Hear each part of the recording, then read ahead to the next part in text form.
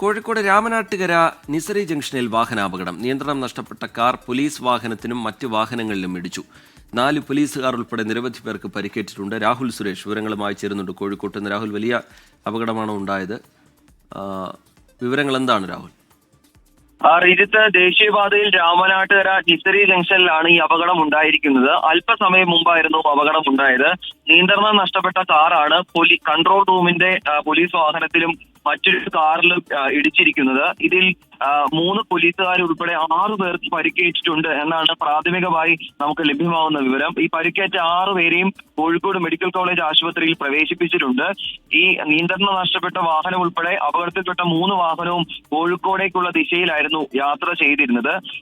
ഈ ഡ്രൈവർ ഉറങ്ങിപ്പോയതാണ് ഇത്തരത്തിൽ അപകട കാരണം എന്നാണ് നമുക്ക് ലഭ്യമാവുന്ന വിവരം. എന്താണെങ്കിലും ഫറൂഖ് പോലീസ് ഉൾപ്പെടെ സംഭവ സ്ഥലത്ത് എത്തിയിട്ടുണ്ട്. ഈ വാഹനങ്ങൾ ഉൾപ്പെടെ മാറ്റി ഗതാഗതം നിയന്ത്രിക്കാനുള്ള ശ്രമം ഇപ്പോൾ നടന്നുകൊണ്ടിരിക്കുകയാണ്. കൂടുതൽ വിവരങ്ങൾ അല്പസമയത്തിനുള്ളിൽ ലഭ്യമാകുമെന്നാണ് നമ്മൾ പ്രതീക്ഷിക്കുന്നത്. ശരി, രാഹുൽ സുരേഷ് കോഴിക്കോട്ട് നിന്ന് വിവരങ്ങൾ നൽകുകയാണ്.